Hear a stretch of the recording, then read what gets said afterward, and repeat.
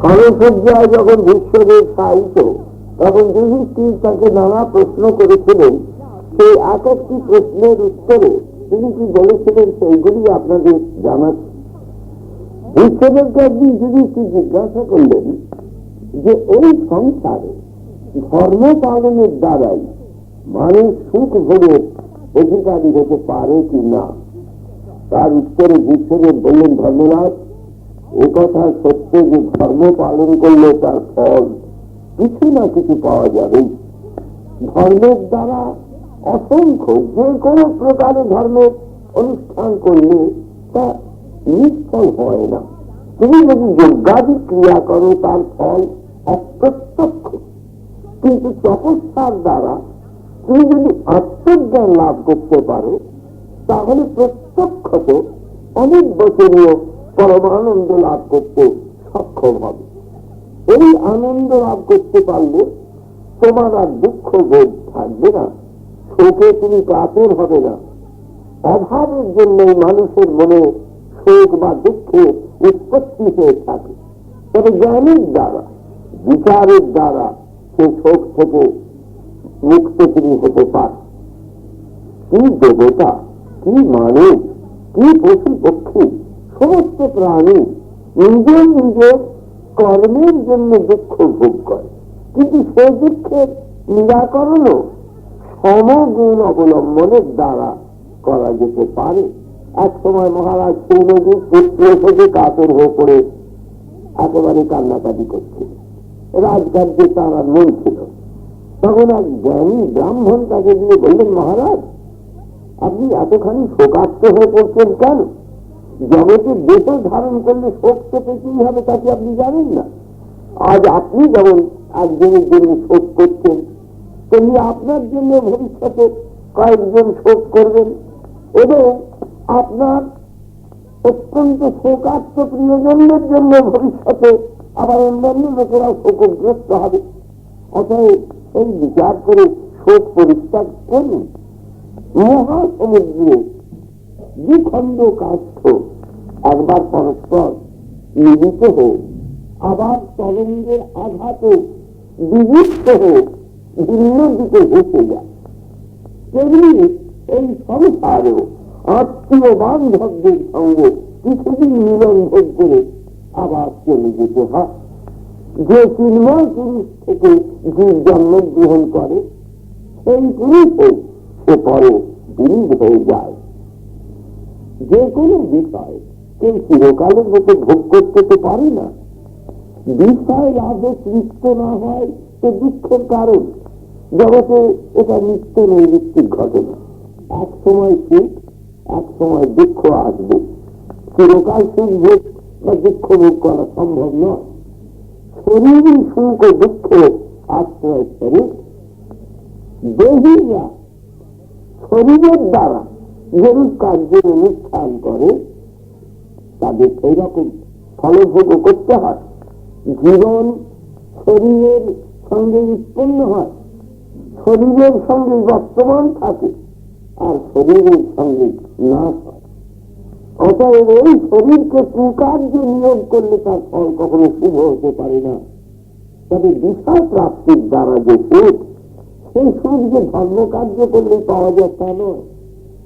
দৈবানুকূল্যে তা লাভ করা যেতে পারে। দৈব অনুকূল না হলে সাংসারিক সুখ অনেক সময় পাওয়া যায় না, এ কথা সত্য। তবে সেই সুখ ক্ষণস্থায়ী, চিরন্তন সুখ বিষয় ভোগের দ্বারা কখনো লাভ করা যায় না। যথার্থ সুখ তত্ত্ব জ্ঞান ছাড়া কিছুতেই লব্ধ হয় না।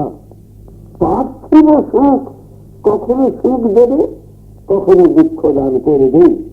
চিরন্তন আনন্দের অধিকারী কিছুতেই করতে পারবে না।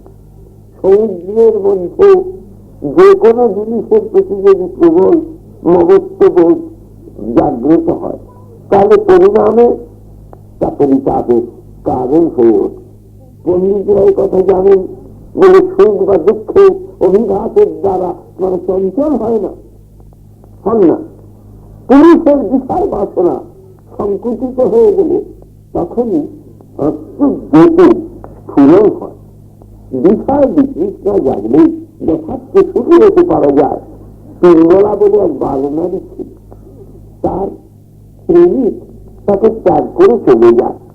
সেই প্রেমিকের দুঃখে সে অত্যন্ত কাতরা হয়ে পড়ে। দৈব প্রভাবে হঠাৎ তার আত্মজ্ঞান উপস্থিত হয়। বহুদিন ধরে সে কেঁদেছে, কিন্তু প্রেমিক আর আসে না। বহু দুঃখ সে ভোগ করেছে, তবু তার প্রতি কৃপাবশত সে প্রেমিক এলো না। তখন সে বলে উঠল যে আমি অতি অজ্ঞান বলে নিরর্থকের দুঃখ বোধ করছি। আমারই অন্তরে পরম পুরুষের সান্নিধ্য ছেড়ে আমি কীর্তি গন্ধময় এক শরীর জীবের জন্য এত কাতরা হয়ে পড়ছি কেন? এই ভাব আমি পরিত্যাগ করব। এখন থেকে সেই অন্তর পুরুষে ধ্যানিতে নিয়ন্ত্র হবে। এই শুভবুদ্ধি হতে তার সমস্ত শোক দূরীভূত হয়ে গেল। এই সমস্ত কথা বলে সেই ব্রাহ্মণ মহারাজ সৌরদীতে শোকের অপমোচন করেছিলেন। প্রকৃত সুখ নিরবচ্ছিন্ন ভাবে ভোগ করতে গেলে নিঃসার বাসনা থেকে মনকে মুক্ত করে রাখতেই হবে। তখন যুধিষ্ঠির বললেন, সে কথা সত্য, কিন্তু সংসার আশ্রমে বাস করলে ধনের প্রয়োজন যদি অনুভব করা যায় এবং সেই কারণে যদি মনটা অসুখী হয়, তাহলে এইসব যোগ্য এবং পূর্ণ কার্য করে সুখ লাভ করা সম্ভব কি? বিশ্বদেব বললেন, দেখো, তুমি যে সুখের কথা বলছো সেটা দৈব অনুকূল না হলে পাওয়া যায় না। মন্ত্রী বলে এক ব্রাহ্মণ এই ভাবে ধনলাভের চেষ্টা করেছে, বিফল হল।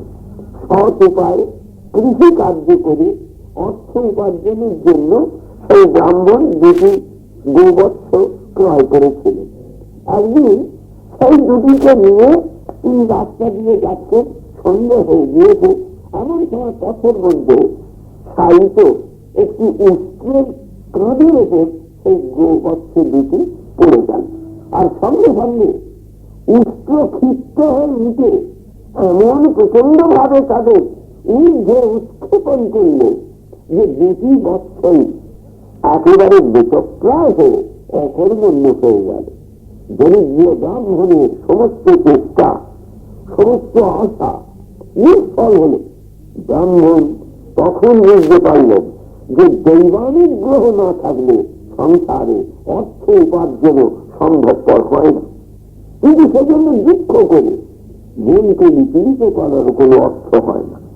অত্যধিক সুখের আশায় আমাদের দুঃখকে বর্ধিত করে, কারণ সংসারে সকল আশাতে ফলবতী হয় না।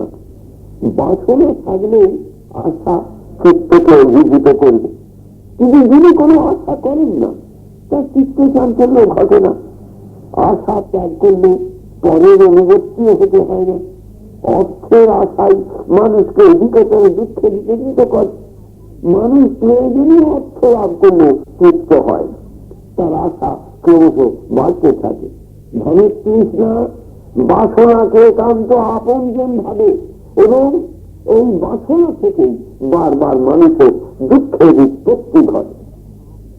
যার যত অর্থই থাক, নিত্য সুখ লাভ করা তার পক্ষে অসম্ভব। লোভের বশবর্তী হয়ে বহু ভোগের আকাঙ্ক্ষায় তার শরীর ও মনের যাতনা বৃদ্ধি পাবে, তাতে সন্দেহ মাত্র নাই। যাদের বাসনা প্রবল তাদের দুঃখ ভোগ অনিবার্য, তাই তার বিরোধ করাই সকলের কর্তব্য।